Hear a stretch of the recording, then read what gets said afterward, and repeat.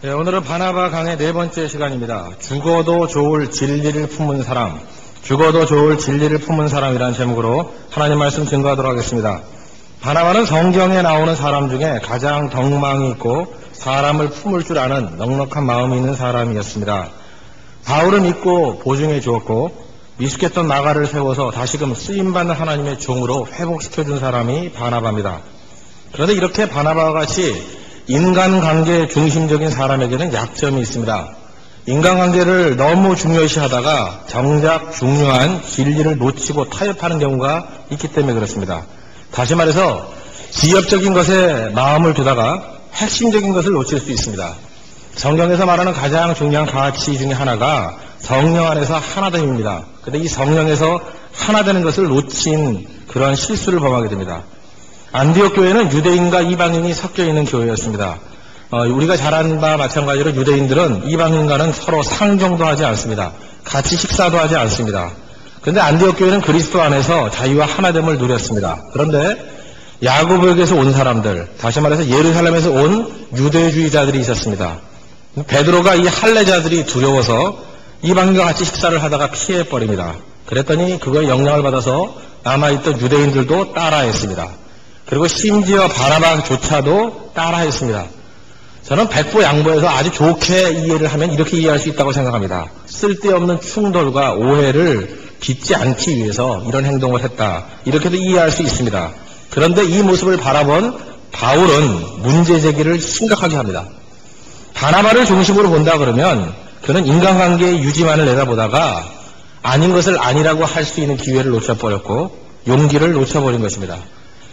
이 사건을 통해서 복음의 근원적인 진리가 무엇인지를 먼저 점검해야 된다고 생각을 합니다.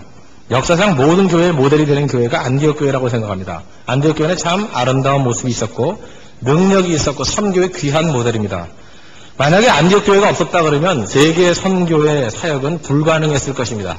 그래서 많은 사람들이 안디옥 교회를 좋아하고 각 도시마다 교회를 개척하면 꼭 안디옥 교회라고 이름 짓기를 좋아합니다. 저는 전 세계 많은 나라들, 또 우리 국내에서도 많은 도시들을 다니면서 복음을 증거할 기회를 얻었습니다. 특권을 얻었습니다. 근데 어느 도시를 가나 안디옥 교회 없는 도시가 없더라고요.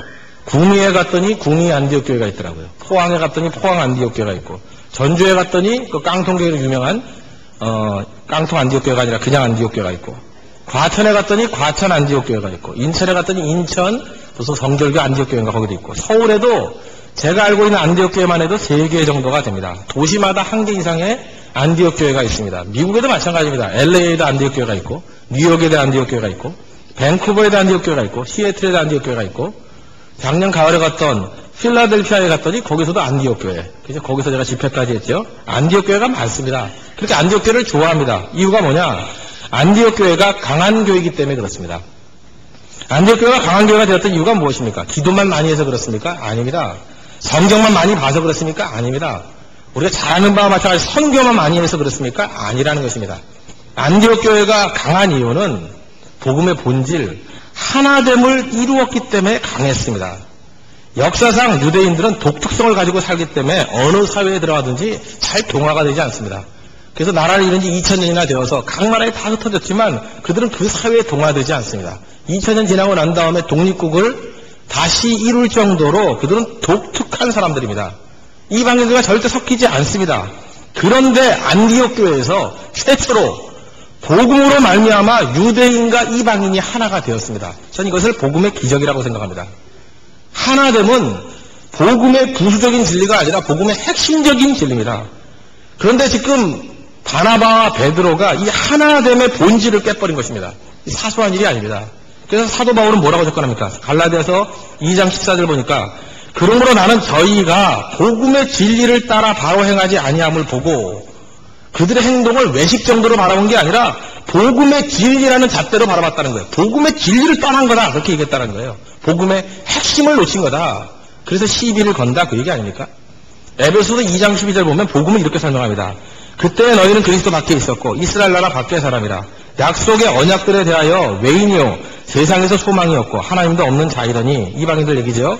이제는 전에 멀리 있던 너희가 그리스도 예수 안에서 그리스도의 피로 가까워졌느니라. 유대인과 이방인이 하나가 되었다 그런 뜻이죠. 그리고 예수님에 대해서 이렇게 설명합니다. 그는 우리의 화평이신지라. He is our peace. 우리에게 평화를 주신 분이다. 내용이 뭐냐? 둘로 하나를 만드사. 복음은 이겁니다. 둘로 하나를 만드는 거예요. 중간에 막힌 담을 허시고 모든 차별과 담들, 벽들 다 무너뜨려서 하나 되게 만드는 것이 복음의 능력이라는 것입니다. 교회는 이 하나됨을 추구해야 됩니다. 하나됨이 교회의 본질적인 요소입니다. 세상에 그 어느 것도 하나 되게 만들 수 있는 능력이 없습니다. 오직 복음만이 하나 되게 만드는 힘이 있습니다. 많은 사람들은 하나됨을 목말라 합니다. 작년 월드컵이 있을 때 6월 달에 시청 앞에 많은 사람들이 모여서 응원을 했습니다. 하나됨을 누렸습니다. 지금도 뭐 한국뿐만 아니라 전 세계 많은 나라들이 스포츠에 열광합니다. 운동장에 가서 몇만 명의 사람들이 한마음 한뜻으로 응원하고 울부짖습니다. 이유가 뭔지 아십니까? 거기 가면 하나됨이 있다는 거예요. 왜 많은 사람들이 나이트클럽 같은 데 가는지 아십니까? 거기에서 하나됨을 느끼는 겁니다. 하나됨을. 거기서 환영해주고 서로 같이 느끼고 환호하고 소리 지르고 거기서는 외롭지 않다는 것을 느끼기 때문에 사람들이 모여든다는 것입니다. 우리 교회 특별히 오후 예배라든지 저녁 예배 때 보면은 속된 말로 미어 터지게 사람들이 옵니다. 작년에 우리 교육자들이, 지난주에 우리 교육자들이 세워봤더니 이 강대상 위에만 400명이 앉았다 그럽니다. 그러니까 뭐 통로부터 시작해가지고 어디 움직일 수가 있는 상황이 못 됩니다. 그렇게 많은 사람들이 모여집니다. 금요철 때도 마찬가지입니다. 이유가 뭡니까? 어떤 형제가 저한테 그런 얘기를 하더라고요. 어떻게 해서 전도를 해왔느냐? 뭐 새로운 전도한 사람이 있는데 전도해온 이유가 뭐냐 그랬더니 우리 교회 가면 사람들 무지 많다. 사람 구경하러 가자. 그래서 왔다라는 거예요. 왔다가 빠져나갈 수 없어가지고 앉아있었는데 다음 주에도 구경하러 또 오겠다고. 제가 그런 얘기를 하는 걸 들어봤습니다. 그러니까 사람들이 와가지고 하나됨을 느끼는 겁니다. 하나됨이 주는 힘. 그런 것 때문에 열광한다는 거예요. 우리 금요철 때도 마찬가지입니다. 뭐 특별한 프로그램이 있습니까? 기도 제목 하나 주고 난 다음에 30분 기도하십시오. 1시간 기도하십시오. 그거밖에 없잖아요. 뭐 찬양이 독특한 것도 아니고 공연을 보여주는 것도 아니고. 근데 많은 사람들이 몰려드는 이유가 무엇입니까? 거기서 하나됨을 느낀다는 거예요. 하나됨을. 저는 이런 것들이 사람들을 모으는 여러 가지 방법 중에 하나라고 생각을 했었습니다. 그러나 이제 생각이 바뀌었습니다. 하나됨은 방법론이 아니라 교회 자체의 본질입니다. 하나됨을 줘야 됩니다. 하나됨의 능력이 있지 않으면 교회가 온전한 교회라고 생각할 수 없다는 것입니다. 그러므로 교회는 나이, 경력, 재산, 지위에 관계없이 하나됨을 누려야 됩니다. 그래서 교회 와가지고 잘난 척하고 교회 와가지고 자기 것을 드러내고 교회 와가지고 높아지려고 그러는 사람들은 복음의 본질에서 벗어난 것입니다. 교회는 계급장 다 떼고 누구나가 하나 될 수 있는 곳, 그게 교회라는 것입니다.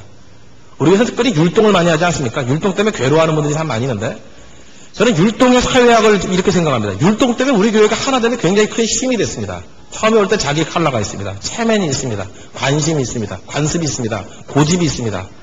근데 율동 한 번 할 줄 알았는데 그것이 한 번, 두 번이 아니라 10분, 20분씩 와갑니다. 막 갈등하는 얼굴의 표정이 영영합니다. 막 괴로워하고 자기 것을 포기하지 않으려고 하는 그 모습들. 그러다가 기왕에 여기 있으려고 그러면 도저히 견딜 수가 없구나. 한 15분에 항복하는 사람이 있고 10분에 항복하는 사람이 있고 또 어떤 사람은 견디지 못해가지고 뛰쳐나가는 사람도 있습니다. 그죠? 그러다가 나중에 내려놓습니다. 모든 고집과 아집을 다 내려놓습니다. 그리고 망가져버립니다. 그러면서 얼굴에 밀려오는 그 화평의 얼굴. 이제 난 더 이상 저항할 게 없다. 그죠? 모든 거 다 끝내고 난 다음에 화평을 누리는 그 모습을 보게 됩니다.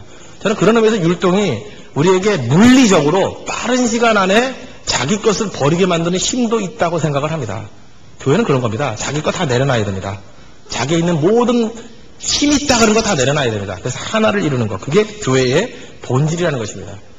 바울이 지금 베드로와 바나바에게 도전했던 이유가 바로 이것입니다. 선후배 관계 그 얘기가 아닙니다. 본질을 놓쳤기 때문에 본질을 회복하자라는 것입니다. 사도 바울은 이렇게 잘못된 부분에 대해서 지적했을 뿐만 아니라 하나됨의 회복 쪽으로 나아갔습니다. 이렇게 지적하고 난 다음에 곧장 갈라디아서 2장 15절에서 뭐라고 얘기합니까? 우리는 본래 유대인이요 이방 죄인이 아니로되 이렇게 접근합니다. 바울은 베드로와 바나바와 자기 자신을 분리시키지 않습니다. 어떻게 하냐? 곧장 우리라고 접근합니다. 우리라는 공동체를 회복합니다. 하나님 백성의 표적은 뭐냐? 우리의 회복입니다. 우리 의식이 있어야 됩니다. 우리가 언어 생활 가운데 우리의 사고 가운데 반드시 피해야 될 것 중에 하나가 무엇이냐? 저 사람, 저들이 이런 의식과 이런 언어는 피해야 됩니다. 이거 순수하지 않습니다. 우리가 보통 말할 때 저 사람, 저들이 할 때 거기에 숨겨져 있는 뉘앙스는 뭡니까? 나는 옳고 너는 틀렸다는 거죠. 그래서 저 사람이 그러면서 자기 자신과 그들을 분리시킵니다. 분리시키는 목적은 딱 하나입니다. 그들은 악하고 나는 옳다라는 거예요. 대표적인 예가 우리가 뉴스를 보면서 흥분하고 욕하는 사람이 있습니다. 뉴스를 보면서 저놈의 정치인, 저놈의 경제인, 그 얘기가 무엇입니까? 욕하면서 자기를 분리시킵니다. 나는 괜찮다요. 나는. 우리 많은 젊은이들이 그렇게도 애타게 갈구하는 게 뭔지 아십니까? 제발 욕만 하지 말고 현실 속에 뛰어들어서 좀 움직이라는 거예요. 고치자는 거예요. 저는 뭐 접할 수 있는 것들이 많이 없기 때문에 외부인들이 욕하는 모습을 제일 많이 접하는 것이 택시를 탈 때입니다. 택시를 탈 때마다 택시기사들이 그렇게 욕을 해요. 정치인들, 경제인들. 막 욕을 했네요. 그러니까 무슨 얘기예요? 자기는 옳다라는 거예요. 세상만 썩은 거지. 그러면서 바가지 요금 받습니다. 제 생각이 그래요. 당신이나 좀 깨끗하게 살라고. 이발소가면 이상하게 라디오를 다 틀어놓습니다. 왜 모든 이발소가 다 라디오를 틀어놓는지. 라디오 듣다가 면도하면서 막 욕을 합니다. 막 욕을 해요. 그러고 난 다음에 면도할 때 막 배고 막 쥐어뜯고. 제 생각이 그래요. 그거 욕하지 말고 좀 면도나 열심히 하고 머리카락을 좀 열심히 깎아달라고. 이 아까운 머리카락 잘해가지고. 그런 생각이 들지 않아요? 그런 생각이? 분리시키면 안 됩니다. 분리시키면. 언어에는 두 가지 언어가 있습니다. 분리의 언어와 통합의 언어가 있습니다. 분리의 언어는 잠깐만 나누는 겁니다. 그들의 언어상은 이렇습니다. 그들, 저들, 주류, 비주류, 가진 자, 못 가진 자. 여러분, 이런 것들을 선명하게 나눌 수 있습니까? 나눌 수 없는 것까지 다 나누어서 줄 세우게 합니다. 옳지 않습니다. 절대로 이렇게 분리시키고 줄 세우는 사람을 통해서 나라가 제대로 세워질 수 없습니다. 나중에는 확실하지 않으면 자기만의 틀을 만들어 놓고 자기가 그냥 규정해버립니다. 우리 편, 상대편, 적, 우군, 좋은 사람, 나쁜 사람, 이분법적인 접근을 합니다. 이런 사람은 절대로 하나를 만들 수 없다는 것입니다. 이게 복음의 본질이 뭔지를 모르는 겁니다. 복음에 반하는 사람들입니다. 하나님의 복음이 들어가면 어떤 일이 벌어지지 않습니까? 통합의 언어를 사용합니다. 느헤미야 같은 사람이 훌륭한 지도자인데 느헤미야 1장 6절을 보면 나와 나의 아비집이 범죄하여 주를 향하여 심히 악을 행하였나이다 이렇게 고백을 합니다. 느헤미야가 무슨 죄를 범했습니까? 자기는 포로로 끌려간 지 몇 세대가 됐는데 자기는 범죄한 게 없습니다. 예루살렘 성이 무너진 것에 대해서 사실 직접적인 책임이 없습니다. 그럼에도 불구하고 저들이 범죄하고 저들이 문제였습니다 라고 얘기하지 아니하고 나와 자기 가문까지도 포함시킵니다. 나의 아비집이 범죄하여. 이게 바로 리더십, 통합의 언어라는 것입니다. 우리가 문제를 많이 발견하게 됩니다. 인간이 살다 보면 문제 없는 때가 어디 있습니까? 문제를 푸는 방법은 두 가지가 있습니다. 우리 안에서 푸는 방법이 있고 우리 바깥에서 푸는 방법이 있습니다. 우리 바깥에서 푸는 사람들은 항상 그렇게 얘기합니다. 누굴 비판하고 정죄하고 문제 있다 그럽니다. 그러나 우리 안에서 문제를 푸는 사람은 아픔으로 풀어갑니다. 애통하는 마음으로 풀어갑니다. 이게 우리의 쓰다림이라고 생각하면서 풀어갑니다. 다르죠 이거는. 예를 들어서 어떤 어머니가 정신병을 앓고 있다고 합시다. 일전에 한번 말씀을 드렸는데 정신병을 앓고 있습니다. 가슴 아픈 일이죠. 근데 어떤 아들이 이런 아들이 있다고 합시다. 동네방네 또 돌아다니면서 여러분 모이십시오. 여기 재밌는 여자 하나 나타났습니다. 미친 여자거든요. 별 웃기는 일 다 합니다. 누군지 알아요? 우리 엄마예요. 이건 어머니가 미친 겁니까? 그 아들이 미친 놈이죠. 아들이 미친 놈이라고요. 어머니가 정신병을 앓은 거 아픈 일입니다. 그건 아프죠. 그 덮어야 됩니다. 그리고 눈물로 애통함으로 어머니의 질병을 치유해야 될 거 아닙니까? 근데 우리 가운데 많은 사람들 무슨 우리의 문제를 해결한다 그러면서 이런 미친놈 같은 행동하는 사람이 많이 있다는 거예요. 그래서 우리 엄마 미쳤어요 그러고 다닙니다. 그 왜 그런지 아십니까? 통합의 언어, 복음의 본질이 뭔지를 모르기 때문에 이런 일들이 벌어집니다. 여러분 우리가 우리 안에서 문제를 해결한다는 게 뭔지 아십니까? 믿어주는 겁니다. 믿어주는 거. 지금 현재 그렇게 되는 게 그런 모습으로 변화됐다가 아니라 변화된 원래 미래의 모습을 믿어주는 거예요. C.S. 루이스의 순전한 기독교라는 책이 있습니다. Mere Christianity라는 책이 있는데 그 책 한 4부쯤 되면은 그 챕터 하나에 가장합시다라는 챕터가 있습니다. 거기를 보면은 믿음이란 게 뭐냐? 믿어주는 거다. 뭐 이렇게 얘기합니다. 거기서 분석하기를 주기도문의 첫 번째 문장을 분석합니다. 하늘에 계신 우리 아버지여 이렇게 나오죠. 하늘에 계신 우리 아버지여. 근데 우리 같이 범죄한 인간이 어떻게 하나님을 향해서 우리 아버지라고 말할 수 있냐는 거예요. 성부와 한 마음을 품은 예수님, 이분이 하늘에 계신 우리 아버지여 그럴 수가 있는데 어떻게 우리 같은 사람들이 하나님을 향해서 하늘에 계신 우리 아버지여 이럴 수 있냐는 거예요. 근데 예수님께서 이렇게 기도를 가르쳐 주셨거든요. 이유가 뭐예요? 나는 아직 하나님의 아들과 같은 모습은 아니지만 하나님의 아들로 행세하라는 거예요. 행세하라. 그대로 행세하라. 미리 행세하라. 칭의도 마찬가지예요. 우리가 예수 그리스도의 십자가의 능력으로 말미암아 의롭다 하심을 얻게 되었죠. 그러나 우리의 행동 자체가 의롭습니까? 그렇지 않다는 거예요. 그러나 의로운 듯이 인정해 주시고 칭의잖아요. 그리고 의로운 듯이 살라는 거예요. 그러면 지금 원래 모습은 그렇지 않더라도 나중에 그렇게 변화가 된다는 것입니다. 그 예전에 이런 걸 듭니다. 어떤 얼굴이 무지하게 못생긴 남자가 있었습니다. 눈 작고 못생기고 뭐 그런 남자가 있었습니다. 하도 못생겨가지고 오랜 세월 멋진 미남형의 가면을 쓰고 다녔어요. 가면을 항상 쓰고 다녔는데 너무 오랜 시간 가면을 쓰고 다니다가 어느 순간인가 진짜 가면을 벗었습니다. 벗었더니 정말로 자기 얼굴이 가면의 얼굴과 똑같이 됐다는 거예요. 하도 눌려가지고 그랬는지 하여튼 이게 똑같이 변화가 됐다는 거예요. 진짜 미남이 돼버렸다는 거예요. 그러면 설명하기를 위장이 현실이 되었다. 위장한 게 현실이 되었다. 복음이 그런 거다 이렇게 설명을 합니다. 저는 뭐 딱 부러지게 맞다고 생각하지만 상당히 비슷하게 접근한다고 생각합니다. 그죠? 우리 그렇게 가상했더니 그렇게 됐다는 거예요. 실제로 우리 일상생활에서 그런 걸 경험할 때가 얼마나 많이 있습니까? 어떤 사람과 전혀 친밀하지 않습니다. 근데 괜히 친밀한 척합니다. 시간 지나니까 진짜 친밀해지죠. 그런 일이 벌어진다는 거예요. 내 마음에 하나도 기쁨이 없습니다. 근데 기뻐하는 척합니다. 그러다가 나중에 진짜 기뻐져요. 어린아이들 놀이에서 이런 것들을 많이 경험하게 됩니다. 어린아이들이 어떻게 성장을 합니까? 놀면서 성장합니다. 그래서 놀이를 시켜야 됩니다. 군인놀이, 결혼놀이, 가게놀이 이런 걸 통해서 어른 행사를 하죠. 그 어른 행사를 하는 가운데 군인과 같이 근육질이 단단해지고 또 그 다음에 이해력이 높아지고 성장하게 되는 거 아닙니까? 놀이를 통해서 놀이할 때 아빠 놀이, 엄마 놀이 합니다.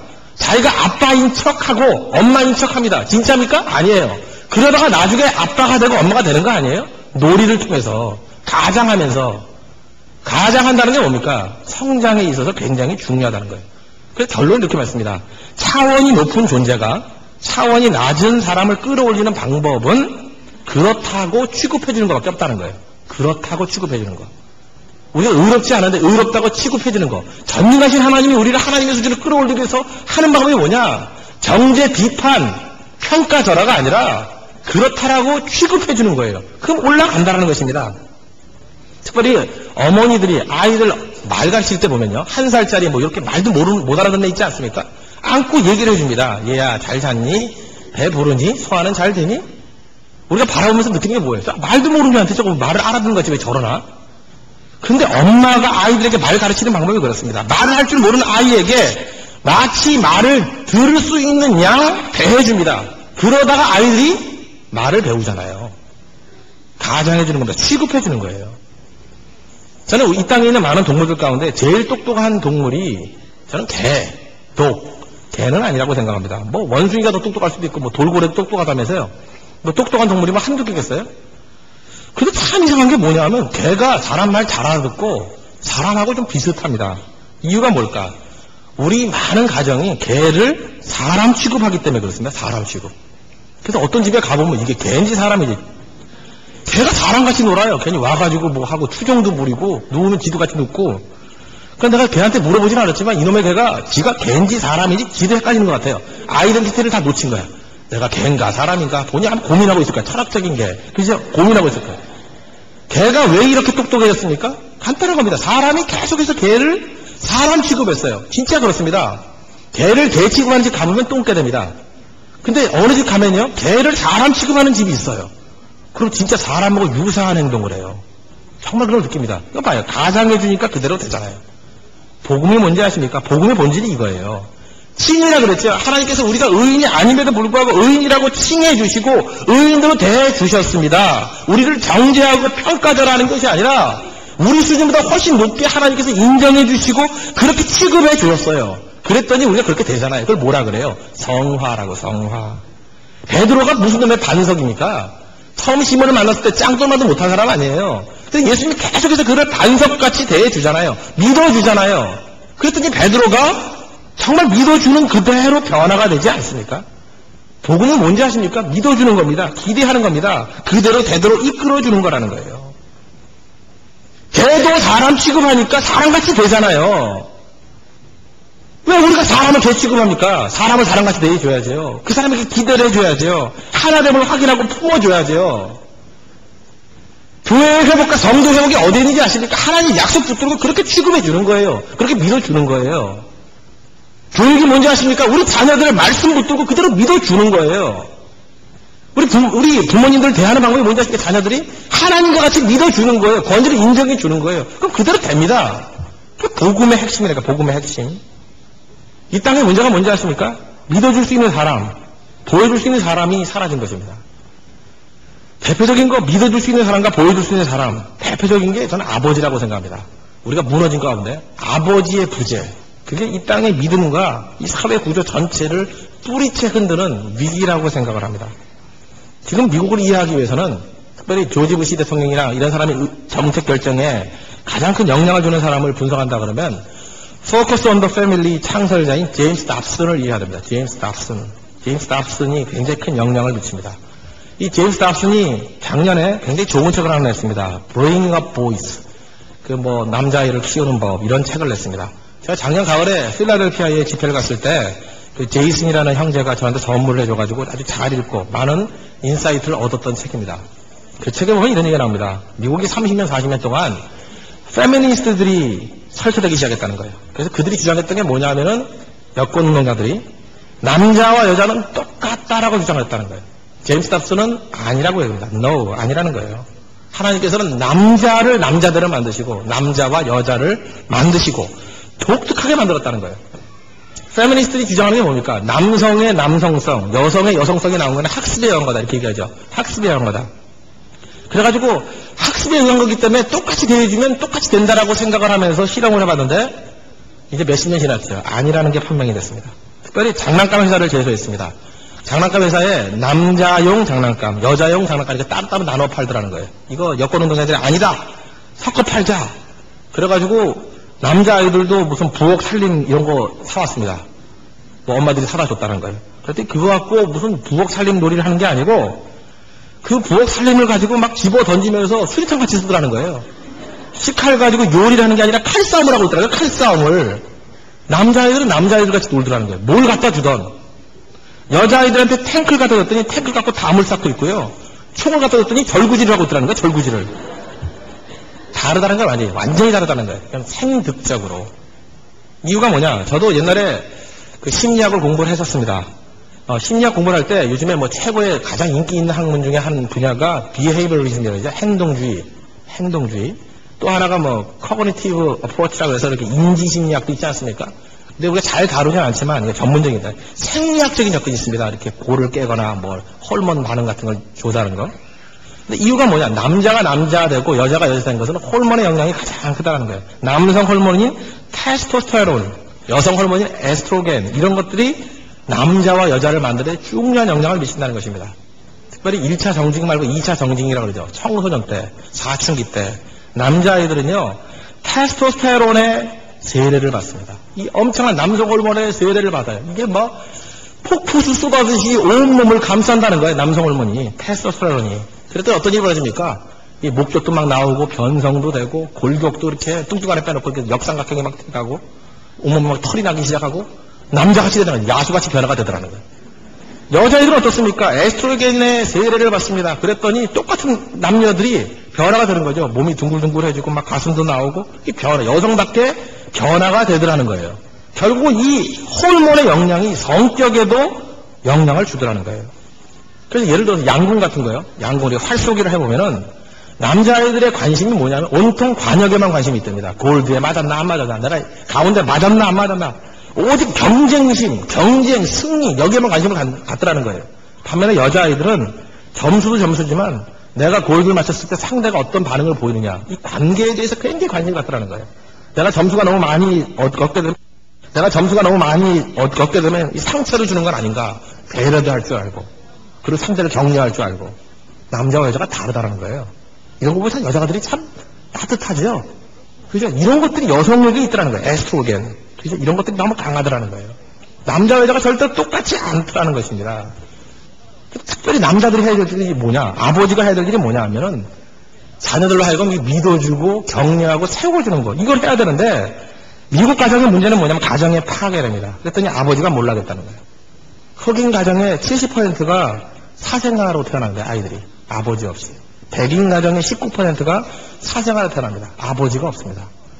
그러니까 남자로서 자라야 되는데 남자의 모델이 없다는 거예요. 남자 되는 법을 모르는 겁니다. 적절한 표현인지 모르지만 지난 주간에 제가 메일을 하나 받았습니다. 상당히 고무된 메일입니다. 제가 보람도 느낄 수 있는 메일이었습니다. 어떤 형제였습니다. 똑같이 인용하지는 않겠습니다. 왜냐하면 그 사람의 개인적인 프라이버시가 있기 때문에. 이런 얘기였습니다. 부모님이 이혼을 했답니다. 어렸을 때. 그래서 자기는 아버지 없이 자랐답니다. 그러다 보니까 자기가 남자가 어떤 것인지를 보고 배울 수 있는 기회가 전혀 없었다는 거예요. 그런데 자기는 3.1교회에 와가지고 남자가 무엇인지를 배우게 되었대요. 남자란 희생할 줄 아는 모습. 남자란 자기 스스로를 지키는 법을 배워야 된다. 그걸 배웠다는 거예요. 그리스도가 교회를 위해서 죽은 것 같이 남자는 여자를 위해서 죽을 수 있어야 되는 것. 그게 남자라는 걸 배웠다는 거예요. 그리고 남자는 영적 제사장이 되어서 온 가족의 영적인 주도권을 가지고 이끌어가야 되는 것이 남자라는 걸 배웠다는 거예요. 그러면서 중요하고 더 많은 얘기들이 있는데 이렇게 얘기합니다. 전병훈 목사님이 영적인 아버지라는 것은 둘째치고 적어도 나에게 있어서는 남성을 회복시킨 정신적인 아버지입니다. 뭐 이런 얘기였어요. 얼마나 기분이 좋습니까? 그죠? 제가 상당히 고무됐고, 야, 이런 사역을 위해서 내가 부르심이 없구나. 그런 생각을 하셨습니다. 우리 3.1교회는 형제를 보면 굉장히 남성답지 않습니까? 제가 말하는 거는 이 개목걸이 하고 다니는 뭐 이런 걸 얘기하는 게 아닙니다. 희생이 뭔지를 알고, 매너가 있고, 그 다음에 여자를 위해서 죽을 줄 알고요. 영적인 주도권을 잡을 줄 알고, 그게 중요한 거 아니에요? 근데 우리는 보고 배울 수 있는 아버지가 없습니다. 아버지가. 우리 한국교회 문제점이 뭐예요? 맨 여자들만 모여있습니다. 80% 여자인 교회들이 부지기수입니다. 부지기수. 그리고 모든 주도권을 다 여전도에서 쥐고 있습니다. 탐나 무슨 거 다 설쳐대고 탐나 참기름 팔고 뭐 이런 거 하고 교회가. 남자들은 구석에 처박혀가지고 몇 명 그냥 쭈그리고 있고 몇몇 장로님들만 교회 행정에 참여할 뿐이지 거의 없습니다. 거의 없어요. 근데 우리는 어떻습니까? 형제들, 우리 특별히 그 청장년부 같은데 신혼부부들 보십시오. 거기 신실한 형제들이 가정의 주도권을 잡고 자연예배 같은 데 보십시오. 남편과 아내가 자녀들과 함께 나와서 예배 드리면서 그죠? 영적인 주도권을 잡아가고 그들을 위해서 축복해주고 권위가 살아있는 그런 모습의 아버지들을 보지 않습니까? 그랬더니 우리 그 다음에 나오는 후배들이 그거 바라보면서 저게 남자가 할 일이구나. 남자가 뭘 해야 될지를 배우잖아요. 남자가 뭔지를 알잖아요. 남자가 얼마나 희생할 줄 알고 남자가 얼마나 능력 있는 모습인지를 알잖아요. 교회가 제대로 되지 않습니까? 일반 교회들 특징이 무엇입니까? 판나 교회 특징이 뭐냐? 여자들 와가지고 남편 돌아오게 해주세요. 뭐 남편이 문제입니다. 남편이 바람펴입니다. 남편이 야구방망이 섰습니다. 판나 이런 거 기도하잖아. 이런 거. 어떻게 해야 됩니까? 뭐 내가 방어를 해야 됩니까? 나는 뭐 살까요? 뭐 이런 기도를 하잖아요. 이게 근본적인 문제가 아버지 문제입니다. 아버지 문제. 아버지가 하는 일이 뭔지 아십니까? 자녀들을 향해서 믿어주는 거예요. 아버지가 믿어주면 자녀들 변화됩니다. 믿어주면. 아버지가 기대하는 겁니다. 그게 아버지가 할 일이에요. 기대해주면 그걸로 갑니다. 범죄한 사람들, 청소년 범죄자들을 물어보면요. 거의 100%래요. 아버지에 대한 신뢰가 있는 사람 한 명도 없대요. 아버지에 대한 증오심이 있는 거예요. 증오심. 아버지가 무너졌기 때문이었습니다. 아버지가. 아프리카에서 코끼리들 개체수가 너무 많이 늘어난다고 코끼리를 좀 성인 코끼리를 좀 죽였답니다. 근데 암놈은 안 죽이고 순놈만 다 죽였대요. 왜 그런지 나도 잘 모르겠어요. 하여튼 남성들은 코끼리들도 이거 굉장히 순환을 당하는 것 같습니다. 나중에 이제 새끼들이 많이 태어나서 이제 청소년 코끼리들이 막 나오기 시작했는데 이 청소년 코끼리들이 거의 깡패 코끼리들이 되더라는 거예요. 막 임금 콧부터 들이받고 과격해지고 막 방탕해지고 막 이러더라는 거예요. 얘네들이. 왜 그런가 했더니 얘네들이 고아로 자라 그래요. 아버지 코끼리가 없어가지고 보고 배우는 게 없으니까 남성이 뭔지를 배울 길이 없었던 거예요. 그러니까 막 가는 인생이 내가 막 가는 코끼리. 아버지가 있어야 됩니다. 아버지가. 여러분 이거 텔레비전 드라마라든지 아니면 영화를 보면서 아버지 제대로 된 모델을 볼 수 있습니까? 아버지가 뭡니까? 정말로 희생할 줄 알고 가정을 책임질 줄 알고 영적인 가장으로서 역할을 감당할 줄 알고 미래를 준비할 지도력을 갖추고 있고 예배를 인도할 수 있고 권위를 가지고 훈계할 수 있고 눈물로서 이끌어갈 수 있는 그런 아버지에 대한 모델을 어디서 보셨습니까? 보신 적 있어요? 아버지를 다 죽여놨습니다. 악한 마귀가. 그래서 우리는 믿어주는 게 뭔지를 모릅니다. 경험을 해봤어야 알죠. 이 사회 다시 살릴 수 있는 길은 단 한 가지입니다. 이 자리에 앉아있는 남성들이 아버지로서의 능력을 회복하는 겁니다. 여기 있는 청년들이, 여기 있는 남성들이 아버지로서 온전하게 훈련받고 서는 겁니다. 여기 있는 자매들이 그런 남자들 만나서 결혼하는 겁니다. 그래서 모델을 하나씩 보여주면 이 땅이 다시금 통합의 능력으로 일어서는 힘을 발휘하게 된다는 것입니다. 이게 교회입니다. 교회가 해야 될 일이 바로 이런 모습이라는 거예요. 말씀의 결론 맺겠습니다. 교회의 본질이 뭐라 그랬습니까? 하나됨. 하나됨을 추구해야 됩니다. 하나됨을 추구하기 위해서는 반드시 우리라는 것이 회복이 돼요. 우리. 분리의 언어가 아니라 통합의 언어. 진짜 통합시킬 수 있는 그런 능력이 있어야 된다는 거예요. 통합은 어디에 있습니까? 가장해 주는 거예요. 가장. 믿어주는 거예요. 믿어주는 거. 정죄하고 평가절하는 게 아니라 인정해주고 믿어주는 거. 그런 역할을 가장 크게 했던 하나님께서 맡겨주신 기관이 누구냐? 아버지입니다. 아버지. 아버지가 회복돼야 됩니다. 그리고 본을 보여줘야 됩니다. 아버지의 회복을 그립니다. 그런 아버지로서 회복이 되는 거룩한 역사가 우리 삼일께서 이루어지는 놀라운 은혜가 임하기를 기원합니다. 기도하겠습니다. 다 같이 하나님께 간구하도록 하겠습니다. 교회 본질이 하나됨입니다. 하나됨이 회복되게 해달라고 기도하시고 통합의 언어를 사용하고 특별히 믿어주고 인정해주는 이런 아버지됨이 회복될 수 있도록 우리 가운데 은총으로 이끌어달라고 다 같이 간구하도록 하겠습니다. 하나님 아버지 주님 감사를 드립니다. 오늘도 교회 백성들에게 이렇게 능력 가운데로 이끌어 주시고 하나님 능력 가운데로 우리를 건져 주시옵소서. 하나님의 놀라운 말씀 가운데 감추겠습니다. 기도하는 주님 아버지 하나님 건져 주시옵소서. 하나님 앞에 오늘도 놀라우신 주의 거룩한 인생을